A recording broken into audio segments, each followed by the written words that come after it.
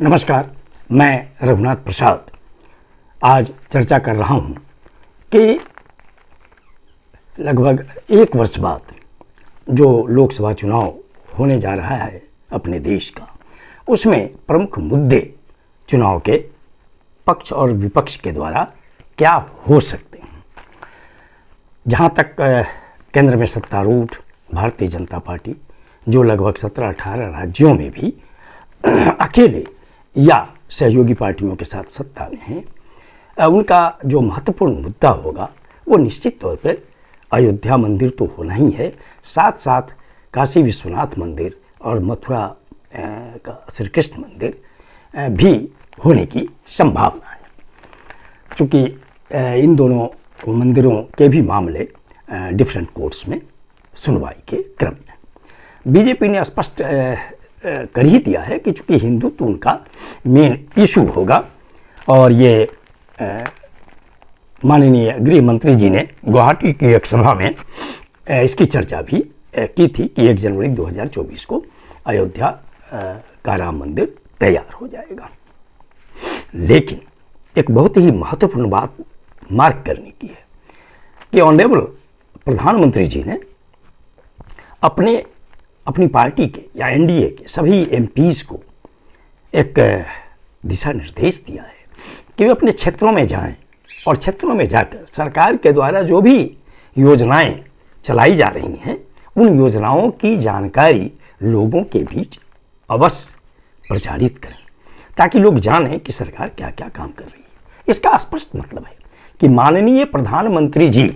इस बात को गहराई से सोच रहे हैं, मंथन कर रहे हैं कि सिर्फ हिंदुत्व का मुद्दा या कोई भी भावनात्मक मुद्दा काफ़ी नहीं होगा 2024 के लोकसभा चुनाव के लिए। इसीलिए सरकार के द्वारा किए गए कार्यों की जानकारी लोगों में पहुंचाया जाना आवश्यक है। इसीलिए सभी माननीय सांसदों को ऐसा निर्देश दिया गया है कि उस क्षेत्र में जाके प्रचारित करें। जो अभी पक्ष विपक्ष में जो इशूज आ रहे हैं उसके अनुसार मुझे लगता है कि 2024 में अन्य जो भी विभिन्न पार्टियां हैं अपने अपने उनके घोषणा पत्र होंगे, उनके इशूज होंगे, लेकिन मैं समझता हूं कि कुछ मुद्दे बहुत ही महत्वपूर्ण होंगे 2024 के लोकसभा चुनाव के मद्देनज़र। सबसे पहला तो होगा कि सभी जातियों की गणना अब नीड ऑफ द आवर है। इसीलिए इस पर अब सहमति बननी चाहिए कि सभी जातियों की गणना हो जाए, ताकि उनकी शैक्षणिक, सामाजिक और आर्थिक स्थिति की जानकारी हो जाएगी तो सभी वर्गों के लिए, और विशेषकर SC, ST, OBC, माइनॉरिटीज़, महिलाओं की प्रगति के लिए क्या क्या, उनके विकास के लिए, उनके कल्याण के लिए क्या क्या किए जा सकते हैं, उनके लिए नीतियां बनाने में न केवल केंद्र सरकार को वरन देश की सभी राज्य सरकारों को सहूलियत हो। दूसरा जो महत्वपूर्ण इश्यू हो सकता है कि चूंकि EWS आरक्षण को ऑनरेबल सुप्रीम कोर्ट ने वैलिड करार दे दिया है, इसीलिए 50% का जो सीलिंग है ये इम्पोर्टेंट इश्यू होगा कि यह सीलिंग अनुसूचित जाति, अनुसूचित जनजाति और अन्य पिछड़े वर्गों के आरक्षण के मामले में निश्चित तौर पर अब लागू नहीं होना चाहिए, और इसके लिए चाहे जो भी कानूनी अड़चन हो और वो सरकार इसको ठीक करे। और इस दिशा में चूंकि 3 राज्यों के मामले तो अभी चल ही रहे हैं, मध्य प्रदेश, छत्तीसगढ़ और झारखंड, चूंकि इन तीनों राज्यों में अन्य कैटेगरीज को तो जो आरक्षण बढ़ाया गया, लेकिन सबसे इम्पोर्टेंट कि इन तीनों राज्यों में चूंकि अन्य पिछड़ा वर्ग का आरक्षण 27% से कम था, वो दिया गया है, जो किसी न किसी कारण से अभी तक लागू नहीं हो पाया है। लगता है कि न्यायिक प्रक्रिया के कारण ऐसा नहीं हो पा रहा है। इसीलिए सरकार, ये बहुत इम्पोर्टेंट इशू होगा 2024 के लोकसभा चुनाव के लिए। अगला इशू यह हो सकता है कि चूंकि बड़े पैमाने पर सार्वजनिक क्षेत्रों का निजीकरण हो रहा है, इसलिए आरक्षण प्रभावित हो रहा है, स्पेशली SC, ST और OBC का। इसलिए यह मांग भी उठेगी कि अब वक्त का तकाजा है कि निजी क्षेत्रों में भी आरक्षण की व्यवस्था हो SC ST और OBC के लिए। इसके साथ ही एक और इशू आ सकता है कि हम लोगों ने देखा है कि पूरे देश से जो अभी खासकर SC ST के मामले में चूंकि आरक्षण में कोई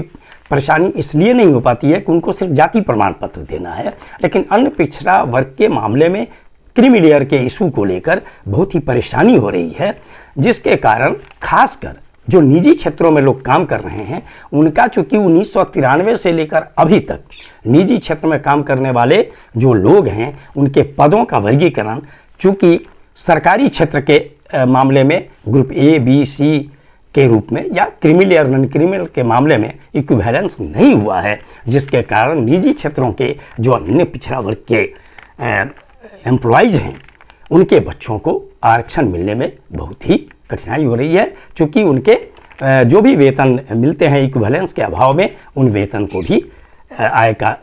स्रोत माना जाता है 2004 का जो DOPT का मेमोरेंडम है उसके आधार पर।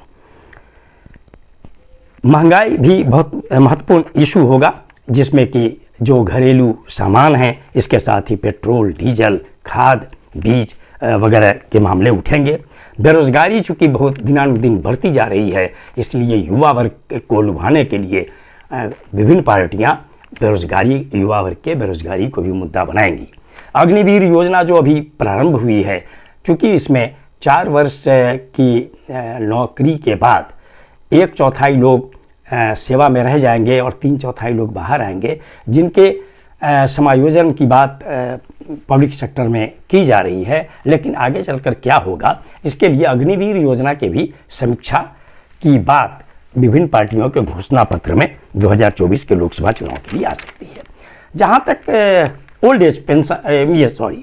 ये जो पुरानी पेंशन प्रणाली है सरकारी कर्मियों के लिए, जैसा कि अभी हम लोगों ने हिमाचल के विधानसभा चुनाव को देखा कि वहाँ पर कांग्रेस पार्टी ने इसको अपने घोषणा पत्र में डाला था और उसका मैं समझता हूँ कि शायद इसका असर हुआ, क्योंकि हिमाचल में बहुत बड़ी संख्या में लोग सरकारी नौकरी में हैं अपनी जनसंख्या के अनुपात में। ऐसी परिस्थिति में वहाँ का जो रिजल्ट आया है उससे थोड़ी परेशानी हो सकती है सत्तारूढ़ दल को, चूँकि अभी तक सत्तारूढ़ दल BJP का स्टैंड है कि NPS ही रहेगा, OPS में नहीं जाएंगे। लेकिन जो BJP के नेतृत्व वाली गठबंधन सरकार है हरियाणा में, वहाँ पर जो JJP है उसने इस इशू को उठाया है। कर्मचारियों के प्रतिरोध को देखते हुए वहाँ पर एक कमेटी गठित हुई है जो अपना रिपोर्ट देगी। उसके बाद अभी महाराष्ट्र में भी जो सरकार है BJP और शिवसेना शिंदे गुट की, वहाँ पर भी अब ये बात ये आ रही है कि हम OPS के विरोधी नहीं हैं। इसके साथ ही इशू आएगा कि गरीबों के लिए उचित शिक्षा की व्यवस्था, ताकि गरीब के बच्चे पढ़ सकें, अच्छी शिक्षा प्राप्त कर सकें, और साथ ही गरीबों के लिए सस्ता इलाज स्वास्थ्य के दृष्टिकोण से यह भी एक मुद्दा हो सकता है। मैंने कुछ मुद्दों की चर्चा की है। मैं समझता हूं कि 2024 के लोकसभा चुनाव के ये सभी मुद्दे जिसकी चर्चा मैंने की है वो निश्चित तौर पर बहुत इम्पोर्टेंट इशू होंगे। एक जो बहुत ही इम्पोर्टेंट है कि हायर जुडिशरी, चाहे ऑनरेबल हाई कोर्ट्स हैं अपने देश के और ऑनरेबल सुप्रीम कोर्ट, वहाँ पर SC ST OBC का जो रिप्रेजेंटेशन है और माइनॉरिटीज़ का रिप्रेजेंटेशन है, ये लगातार चर्चा का विषय है। यह भी एक बहुत ही महत्वपूर्ण इश्यू होगा कि वहाँ पर SC ST OBC के लिए पर्याप्त प्रतिनिधित्व कैसे मिले, और ऑल इंडिया जुडिशियल सर्विस की स्थापना भी एक इशू हो सकता है कि रिजर्वेशन पॉलिसी के साथ ताकि प्रतिनिधित्व मिल सके मार्जिनलाइज्ड क्लास को, इसलिए ऑल इंडिया जुडिशियल सर्विस की स्थापना भी एक मुद्दा हो सकता है। ये वीडियो आपको अच्छा लगा हो तो निश्चित तौर पर लाइक करें, शेयर करें। अब तक मेरे चैनल को आपने सब्सक्राइब नहीं किया तो सब्सक्राइब करें, बेल आइकन को अवश्य टच करें ताकि मेरे हर आने वाले वीडियो का नोटिफिकेशन आपको तुरंत मिल जाए। आप सभी लोगों के लिए शुभकामनाएं। धन्यवाद। जय हिंद।